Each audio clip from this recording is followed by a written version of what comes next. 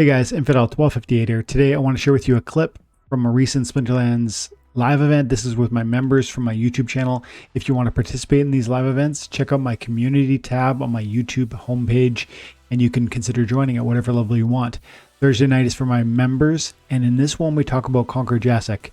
At the time of recording, we're about 5,000 pack sales away from actually receiving that amazing new legendary fire summoner. And Jim and I spent about 10-15 minutes talking about all the synergies we see and how amazing this guy is going to be.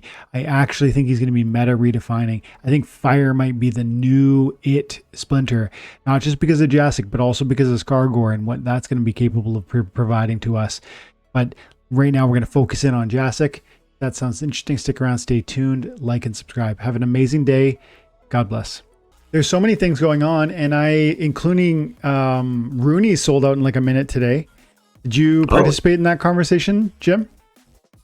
No, I didn't. I didn't want a Rooney at all. Well, I'm gonna have 3 of them. So, and then we're 5,084 packs away from our Conqueror Jacek. Jace K. Wait. That's Jace right. K. That's right. Gathering the Magic says hello. Just got home. Good timing. Perfect timing. Chuni said Jacek is nice, but will the scatter shot be too hard to control? Although his speed is irresistible to not use. I agree. I almost feel Chuni. Let's talk about Jacek a little bit, or Jace K there, Jimbo. Do you have right? I'll throw it. Maybe I've got my strong opinions, but I've been talking for a couple minutes. I'll grab some water. Can you step in on Jacek and maybe comment on? And do you want to see him again? Let's pull him up. Let's pull him up. Because I know he has +2 speed and scatter shot, but I don't remember if he had anything else. Okay, so hang on a second. His other thing, +2 speed. Is it a heart? But I actually forget too. I want to find him, but I got to go to my scatter shot, piercing, and +2 speed. Yeah. So. All right. So the thing that I noticed about him is, sure, he has the scatter shot, which could make things, not very consistent, but it's also the last thing in priority as long as your team has snipe or sneak or the opportunity, right?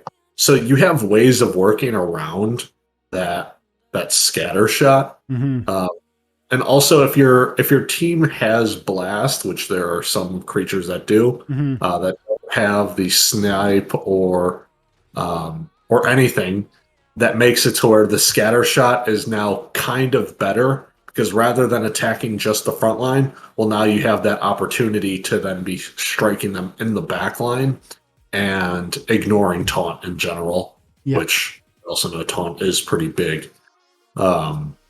So I think he can be really strong. +2 speed is huge. And the piercing is nice. And so like if you have ways to just play around to where the scatter shot won't even affect your cards, your creatures, Mm-hmm. I don't think it would be a problem at all. Mm-hmm. Yeah, like right here, you've got, this is a screen full of monsters that apply to that logic. Like all of these guys are blaster monsters. Now this is a melee, this is a melee, this is a melee. So, the melee ones, you're going to have to play either they won't get scatter shot, which is one of the points I want to raise. They will get scatter shot, but it doesn't do anything for them. Yep.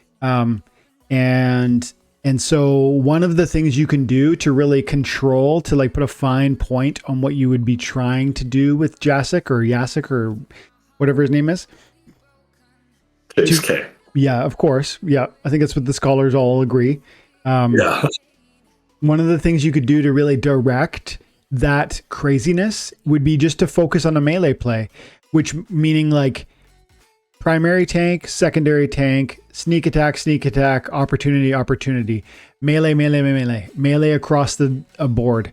And once you do that, your scatter shot becomes irrelevant, and now you're looking at a summoner who's adding 2 speed to every one of your monsters, which is so awesome. So by itself, he is in my mind, he is already one of the best summoners, period. Like, I really think that we'll see if I'm right or wrong there, but I think 2 speed is so important. And then the piercing damage, guys. The piercing damage is potentially wild. Like, okay, how could I really show this? I want to look at melee monsters. Let's look at fire and neutral, and let's go get rid of the blast. Let's see. Can I do this? No. Well, let's just have a look. What are some of the... Oh, I want to look at max. Okay, I'm going to go over to the other website, which is better. Summoner Labs, fire, neutral, and then we want monsters, and we want diamond. I'm going to choose diamond because this is going to give us some of the really craziness where the speeds are going to be broken. The synergies like phase and stuff are going to be really nuts. And then also the damage is going to be so much higher. Therefore, piercing is going to hurt that much more. Look at the contrast. What about her? She has the 4 speed, but then she also has swiftness on top of the Jace K plus 2 speed. Yeah. So everyone on your team would then be getting plus 3 speed. Yeah. Which so fast. Oh my god. Dude, build it out even further. Just keep going because, once you get... Like, you don't necessarily... The thing about speed is that if you make your team unhittable due to speed, you don't really need to worry about hit points. And so you bring out... You're right, you do that Jace K, you bring out the Countess with the speed, swiftness, you bring out Scavo Chemist with the slow, and you just keep going, and you bring somebody with blind, you bring somebody with, more swiftness and more... And you could... There's also the neutral monster, supply runner... there's your Kinjo and so on and so forth. Because like maybe that's not the optimized play right there, but Spirit Hoarder's got blind, and there are a lot of low mana monsters, but it doesn't matter because the thing is, you bring out, for instance, who would you bring? You bring out Magnor. Bring out Magnor. Think because he's gonna go in rage, and he's gonna have 5 speed, 6 speed. It's going to go to 9 speed, and then you're slowing your opponent. You've got that other speed from Supply Runner. I think you would get 11 or 12 speed out of Magnor, and you could reduce your opponent and trample with 9 damage with piercing because of Jacek. So guys, and okay, maybe Magnor is too expensive for you and you don't have that. Well, Almo Cambio is got 4 to 6 speed at the lowest to highest levels. He's the one that will benefit without any melee damage. He's going to go to 9 speed without some of these combos. But you do what Jim just said, and you're going to get Almo up there, and he's got phase. He's going to be 10, 12 speed, and he's going to have phase and never be hit again. The only way you lose in that situation is if they bring an opportunity or like a sneak or something like that. So, but yeah, some of these piercing guys are really going to benefit, including Grum, including. You can get Grum to just 4 speed right at the start. Mm-hmm. That's ridiculous. And I think it gives a little buff to some of these cards that maybe are really underwhelming. I think Disintegrator is a bit underwhelming because it's just too slow. It's not an excellent... It's nice that it's got this, these are pretty good abilities. Demoralize, Trample, Knockout, Retaliate. This is a good kit. But its speed and its vulnerability are too dramatic. And I think when you get Jacek in there and adding 2 more speed onto a card like this, it makes it more versatile. And striker, that dude would be so fast. Mm-hmm. That's the thing. Fire's already in my opinion, one of the faster teams. I mean, look at the speeds you're seeing.